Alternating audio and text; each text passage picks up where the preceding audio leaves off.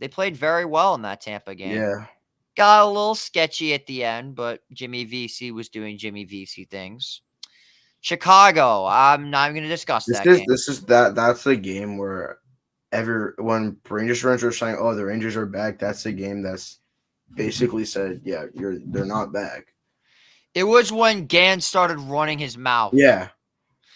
That kid, quoting my boy Dwayne Johnson, Gans, when it comes to the Rangers, know your role and shut your mouth. Every time he talks, something bad happens. He's like Frank Fleming for the Rangers. He's a huge yeah, but the thing is, he loves Connor Mackey. He does love Connor Mackey. He loves Matt Rempe too. Yeah, I was He gonna loves say he loves all the no-name players. He loves all the no-name players. And then you talk if about it's your first game, if you're a new Ranger and you drop the gloves, you're a favorite to Gans Gansey automatically. loves you. And then you've got Calgary masterclass from Igor Shesterkin. Masterclass. And he was on the hot seat after that Hmm. Chicago game. Because Quick stomped Colorado and he stonewalled Tampa. Looked a little iffy against Montreal, but when you let in 7 goals, you can kind of kick back a little bit. One bad game won't kill you. And then there's the Islander game. Which I Now, would say, to be honest, I would say puts Igor back on the hot seat for the way he started. But he started it terribly. here's the thing. My health teacher in my first period class is a huge Islanders fan. He says Shesterkin is the type of guy that will let in goals early. And if he lets in goals early, he's not really settled in for the remainder of the game. So that's basically what he said. And he basically meant, and he means it too. He's a very, very smart individual. He is an Islanders fan, so I'm going to be giving it to him next week, 100%. And then you've got the Dallas Stars game coming up. Very important game Yeah, for the Rangers. I think it's gonna be. I wonder who's gonna start. I mean, I could see Igor again because I believe it's definitely gonna be Ottinger it's tomorrow. going to be Igor. 100% going to be Igor. I'd be shocked if it's Quick. Because then you take a look at the Rangers' following game after the Dallas Stars. It's Actually, I take that back. Quick starts tomorrow. Igor against the Devils. yeah. Igor gets his I mean, redemption. the thing is, because like I was thinking maybe quick. Because why would they? Even though it's a day apart, like they get a day of rest, then they play again. Like if it wasn't quick, then I would think they probably could have put him in after Igor gave up the 3 early. Yeah, I agree. And I'm surprised they didn't. I'm happy they let Shesterkin work it out. He looked a lot better in the second period and the third period than he did in the first Yeah. period. That's for sure. But that's because the Islanders pounded him early. 18 shots within 10 minutes. That's just brutal for the Rangers Yes, defense. the Rangers need to limit the early shots Yeah. because when it's high danger chances, the Rangers like even though they come back, they put themselves down so early and always play catch up. Even though it sometimes works, like you're not going to get that in playoffs. You're not going to be able to come back in the playoffs so many times. Yeah, I know what you mean. So like if you have to play like you can't be going down by a lot really early. And then even though you have a lot of game left, like you got to play like 0-0 hockey for a while, and then you can get into your what am I trying to say? You're trying get into your groove, I guess you can say. Yeah, I see what you mean. So I got to ask you the big question. You playing the Devils on Thursday night. Are you making the trip to MSG West? I already asked, and I gotta know. Damn I it. gotta know. I gotta know. I told him tickets went down a lot. I told him prices went down a lot. I checked like 2 weeks ago. They were over 100. Now they're like 70. I'm like, I asked him. I said, they're going down, and he's like, yeah, no. I'm like, all right, sure, why not? You just went to the Stadium Series, dude. Give yourself a break. I Although can never get enough of the Rangers, though. damn, 106 is expensive. Yeah, I'm going to lay off on that. And in crazy fashion, we didn't go to Avs Devils this year. We went to Avs Rangers instead. That was our big ticket this year. So, speaking of the Devils, unfortunately, we talk about all tri-state hockey teams on here. Yeah. What were your thoughts on this Devils game against the Flyers? I ended up watching most of this game just to see like what the setup looked like for the The stadium series. Flyers jerseys absolutely suck. Yeah, I didn't even really. I thought they were away jerseys. They look just like them. But I watched this game to see like how the setup looked because I love watching outdoor games. And the Devils played extremely well. They got like they were going from the start. He's sure 30 seconds in, and that's kind of what the Devils needed. The Devils are trying to make like a trying to start a winning streak potentially. This is the win that they needed. And for the I heard Flyers, that there was a lot of Flyer fans at this game too. yeah, I there heard were it a was lot of Flyers fans, but there were also a lot of Devils fans. well, it's in their own Yeah, I state. know. Well, I mean, Flyers fans probably could make that easy trip, but the I'll be Flyers honest really though. never. I really didn't think the Flyers ever got it started. The Devils. Yeah, What was the score before the Flyers scored their first? What was it? I 2-0. believe it was 3. I think it was 3-0. It was either 2 or 3. But as soon as like, Devils rolled early. yeah, the Devils started off really good and finished really well. Let me see. Yeah, I'm checking it right now. I believe it was 2-0, 3-0. It It was was 2-0 two before. nothing. Yeah, the Devils It started was off early. yeah, it was 2-0, but then it became 4-1 before the Flyers' next goal. So the By the Flyers, way, yeah, the Flyers got within one, but then yeah, they really weren't. the other issue I had was I think the NHL dropped the ball on this one. You had Yeah, the golden opportunity. Devils Rangers Stadium Series, Battle of the Hudson, the two biggest fans in the tri-state area. that would have been must watch. And you could have had Rangers Islanders that Thursday at UBS. You dropped the ball, NHL. But that being said, you gave us Ranger fans a memory that we'll never Yeah, forget. definitely. But I have a quick question: do we think potentially Devils Sabers could have worked better instead of Devils Flyers? Even though Flyers quick trip down the turnpike. Sabres would have been weird, honestly. Yeah, I agree with that. Well, also Actually, the Devils Flyers also have a rivalry that's been going back for true. a while. I don't even know how it is a rivalry. Could you tell me about that? Because I don't know how that's a rivalry. What Devils Flyers? I mean, Devils Flyers. they call it Battle of the Turnpike, but What the kind of name is that? I don't That's know. awful. It's not Battle of the Hudson. It's not Battle of New York. That's terrible. But going back on the Devils for a second, I think that, by the way, the Devils hands down have the best jerseys in the stadium. Yeah, I would say that. I would go Devils Rangers. I don't even know if I can even. The Rangers jerseys looked beautiful. Yeah, the helmets too.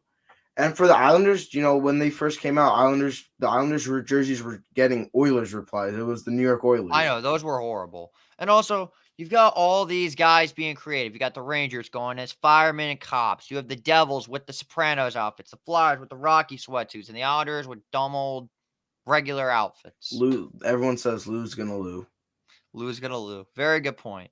But to be honest, I gotta get back on the Devils for a second. The Devils are low-key rolling, and I'm not happy about it. Yeah, I mean the Devils have gotten. You have the schedule up like their last 5 I games. do, yeah. So their last 5 games, I'm pretty sure this is accurate, or it might be 6. I don't know. They beat the Avs 5-3. The Devils went up early. They almost choked it, but the Yeah, freaking me and my dad were watching this game, and we were pissed off as hell. That's 3 times in a row the Avalanche have lost to the Devils in Jersey. 3 times in a row. Then you had the Flames game. That game was rough. yeah. That Flames game. I mean, who didn't Sharon Govich score or something? But I believe so. Sharon yeah. Govich had a pretty good game that day. Besides that, though, like the Devils have sort of found out the goaltending with Dawes, but whenever Vitek's in it, it's not always the best for them. Like maybe, obviously, the deadline is approaching, and they need a goalie definitely. Yeah, 100%. But if you're scoring like before this Flyers game, they scored 1, 4. They did score 4. They scored 3, 0, 3, 5. So like their wins, they're scoring a lot, but like the loss, it's not even a high scoring loss. It's always a 1 goal loss or something like that. They're scoring at will. Yeah, they're scoring at will, but when they're losing, it's not a high scoring loss. Yeah, and then you've got that Hurricanes game. That was just plain old ugly. Yeah, I don't know. I just didn't get that at all. Then you had the Kraken and the Predators, 2 average teams, but the Devils won a back-to-back, so that really surprised me. Then they tried to win 3 games in 3 days. Yeah. That might have been a little bit off the rails for them. Third game was what? The Kings? Kings, yeah. Yeah. That game was kind of tough. I mean, Devil fans are acting surprised they lost. Well, you played 3 games in 3 days, Yeah. basically. Well, actually, no, I'm lying. 3 games in 4 days. It's still a lot at the end of the day. But pretty much that'll do it for our Tri-State Hockey Report. I mean, So, do we even want to talk about the Islanders? Nah. yeah, forget about them. They Nah, blew a forget them. 4-1 lead. It was 4-1. It was 4-1. Now, I'd rather talk about something that was a lot more entertaining this year, and that's my New York Knicks at the midseason. Just at the All-Star break, and if you didn't know, I've started a Knicks podcast with my good friend Anytime Knicks. There are 3 episodes. Third one's going to be up today. You can check him out on Anytime Knicks Twitter at 10 a.m. every Wednesday. You can find me there this week because I can actually be in that space because I'm off this whole week. Shout out President's Day week. But back on the Knicks for a second. This is the happiest I've been watching Knicks basketball in a very long time. It's got me back into the Yeah. team completely. And so much I started a podcast for the Knicks, which I never thought I was going to do. I have a Knicks podcast before I have a Rams podcast and a Met podcast, which is crazy to me. I mean, But also, if you look in the top right of your screen, you see your new sports media. I mean, are the Rams an Empire Sports team? they are definitely not an Empire sports team. But thank you for reminding me to change that. I completely forgot. Thank you very much. Oh, yeah.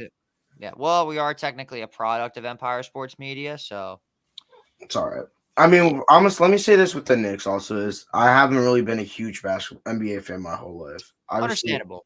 I would watch. I feel like the only thing I would watch is maybe an NBA game here or there, All Star game, even though that's probably the most boring All Star game in sports. But the Knicks this year are exciting to watch without the injuries. Brunson is amazing. OG has been the defensive player they need. Randall, when he gets back, I know he'll be a huge part. But do we think there's this trade they made, the Bogdanovich and Burks trade? Do we think that them two with Burks being back, I feel like Bogdanovich can be a huge part. What's the next starting five right now with these injuries? Next starting five right now is Brunson. DiVincenzo will be back, I believe against the Sixers. OG's still out, so that's gonna probably be Bojan Bogdanovic potentially. Precious Achua at the 4, unless Randall comes back this week, and then Isaiah Hartenstein will also be back this week. So that's what our lineup's looking like as of right now. But fully healthy, it's Brunson, Yeah. Dante, OG, Randall, Mitch off the bench, Hart, Hartenstein, Deuce McBride, Bojan, Alec Burks, Precious Achua, Jericho Sims. This is a sleepy team with some good bench. Talk about depth. Yeah, You want to talk they about have a depth. lot of depth. The bigs too are good for them. This could be a sleepy team, hopefully, in the playoffs. New York needs a championship, bro. I'm telling you this now. New York needs a championship. Oh, 100%. It's been 10 years since a New York team has won a championship. 10 years. Yeah. And Like, it's been what, like almost 8 to 9 years since a New York team was even in a championship slash finals. yeah, it's it's not good. The Knicks haven't made the finals since 1999. That's that. Yeah, I feel like with the Knicks, it's gonna be like tough in the playoffs if they have to go up against like the Bucks and stuff. Who like if they can contain Giannis or Dame. The Sixers, I feel like they can beat the Sixers in the playoffs. The Celtics, that would be probably a good series, but I think the hardest team they would be the least confident with them is the Bucks. Because what are the scores have been when they played the Bucks this year? When they played the Bucks, it's a good question. The Knicks, I know they lost the first game to the Bucks, but that was in season tournament. Yeah, Actually, they lost them twice. They're 0-3 against the Bucks. this year. Actually, no. They're 1-3 because they beat them on Christmas. Oh Finally, we yeah, won a game on Christmas. yeah, that's right. So that was very nice to finally have them, win against them. So, yeah, I like the way they're playing right now. And I think that the most important thing for that team is, becoming good enough to go on a very deep playoff run because that's what they need to do. Knicks fans have been suffering for too long. It's time for them to finally, take the next step and go all the way. Now, is it even worth talking about the Brooklyn Nets? I mean, they did have breaking news today this morning with the dismissal of Jacques Vaughn. Like that even matters. But besides that, no, Who not the hell really. even is that? Their head coach has been fired. What? Yeah, Really? yeah. Jacques Vaughn's their head coach. He got dismissed today. The fact that I don't even know who that is, that says enough. Well, anyway, let's move on to our next topic. Baseball season is finally here. Yeah, Pitchers and catchers are officially reporting. And have you heard any important news about the Yankees lately, or are they just, doing their thing? doing the thing at Steinbrenner Field. Soto's reporting. I heard he's probably going to be a rental this year, but besides that, really nothing else. So, the Yankees get spring. I'm pretty sure they start spring training in the upcoming days, like the 24th or something like that. But hopefully it's a good year for the Yankees. I mean, you can never count on them. I mean, you can, but last year I really don't trust them as much. I wouldn't trust them either, believe me. But you know what I would trust from the Yankees? I would really, really trust that rotation. Yeah, this rotation definitely has gotten better. I mean, hopefully Rodon has an actually good year. Marcus Stroman needs to be good. Cole coming up the Cy Young. And hopefully Nestor gets back to his form from a couple years ago. Clark Schmidt. And with this rotation, if Rodon and Stroman are good, this can be a really good a top rotation in the MLB. Is I where agree. yeah, I'll just see if the 2 and 3 are good, this rotation will be great. The only thing that concerns me is Clark Schmidt at the 5. That's Yeah. a little bit. I think I that the mean, there's still a Yankees. chance. Some reports are saying that they're sending offers to Snell. So if he goes to the Yankees, then bump Clark out of there. I don't know if they could bump Nestor out of there to keep a second righty or a third righty in there. But I don't mind bumping Clark out to the bullpen either. For like maybe if they ever need to do an opener, Clark can be the guy that gives them 6 to 7. I agree. Yeah, and it's sad that they gave away their long relief guy in King for the Soto Yeah. trade.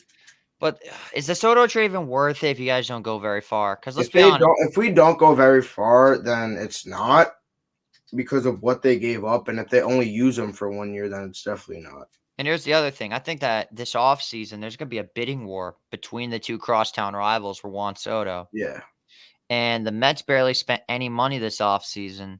So they got a lot of money to spend this offseason. Speaking of the Mets, their rotation is not the upper echelon of yeah. the Yankees. It's got potential, like 3 I think pitchers over 4 or over a 4 ERA. me, Now bro. the guy in the middle, I don't even want to talk about him. He had one good start all year for us. Oh my And gosh. how much did you guys give him? Didn't you guys give him like 12 million? 13 million for 1 year. Mm. Kodai Senga is exciting. Quintana, I'm happy that he's a lefty. Severino finally is gonna have a beard, so that's pretty cool. All right. Shamanea, the tribal chief of the rotation. Guy looks like Roman Reigns. Speaking of Roman Reigns, I'm going to WrestleMania in 2 months to see him lose the title to Cody Rhodes because Cody Rhodes is going to finish his story, but that's a topic for another day. Adrian Hauser, guy got from the Brewers. He's a Stearns guy. Now, I did a little bit of research. David Stearns is a guy that takes these under the radar type of players and molds them into superstars. It's what he did in Milwaukee for as long as he was there. But I think there's one thing that hasn't been talked about yet for this Mets team, and I think that they're holding a rotation spot for either Mike Vassell or Christian Scott, our two top pitching prospects. Vassell's almost at 20 starts, so that gets me somewhat optimistic. But you know what's not getting me optimistic? What's that? That all these Met fans are running their mouth about this man, Pete Alonso. All of them are saying, oh, just because he hasn't been signed yet, the Mets are going to trade him in the offseason. The Mets still haven't signed Alonso. We did the same thing for Brandon Nimmo 2 years ago. We did the same thing for Edwin Diaz 2 years ago. Why is it such a big difference if it's Pete Alonso? Like, put yourself in Pete's shoes. You're getting the same interview questions over and over and Yeah. over again. And the next time we interview somebody, we better not ask the stupid questions. We got to keep them original. Let's not ask him the same question everybody wants to ask him. Alonso is a smart dude. He knows what he's doing. Scott Boras is going to get the dude his money. Pete's going to get paid, whether he's a Met or not. But I'm not even going to speak on that because I know for a fact he's going to be a Met. Yeah. That, like, I don't see him going anywhere. The I only mean, team Stearns even said, like, even if the Mets trade Alonso this year, they can get him back in free agency next year. they're gonna spend so much money on this dude. So that's why they probably haven't signed him yet. So that's the dilemma with Pete Alonso. By the way, his over-under home runs this year is at 43. And he's donating money to charity also for every home run. So If I were you, I'd slam the over on that. yeah. How many do you think he gets this year? I feel like Judge gets more though. Not trying to be biased, but I still feel like Judge hits more. But this is Pete's contract year. He's gonna do exactly what Judge did. Are you really saying he's gonna hit 60? Higher. All right, bro. All right, that's enough from you. 74 home runs. The new all-time single. No, I'm kidding. He's gonna probably get like 55. I could see 40 to 50 this year. I think he gets For over sure. 50. I said 50 last year. I came close. But the only issue is I don't think anybody's going to really want to trade for him because, one, you're going to have to give up a haul. That's Two, true. you're getting a first baseman he's a 40 home run, 150 RBI guy, but he's always going to be hitting like 220-ish. Yeah. Because teams value batting average. Not the Mets, though. That's why they've kept Alonso around for as long as they have. Yeah. And I'm also very optimistic about the hitting coach coming back. So I think that Pete Alonso is going to stay a Met for a long time. But going back to the Yankees for a second, what do you think is going to be like? Have they made any crazy 40-man moves, or do you think they're pretty much just like all locked and ready to go? I mean, the last guy that I can see them signing in the free agency is Snell. Like, if they don't get, How is Blake Snell a free agent? I don't know. Well, the same thing for Cody Bellinger. How is he still out there? This is the worst MLB offseason ever. There's still it's so long into the offseason, and there's still like a couple huge guys. It's worse left than the on Islanders waiting 5 months to Yeah. pay Matt Barzal. Yeah, that's true. Well, these guys are all going to sign the day before opening day. Wouldn't be surprised. And they're going to expect to be these big starters. No, you're going to be on the goddamn bench because you waited so long to sign with my team.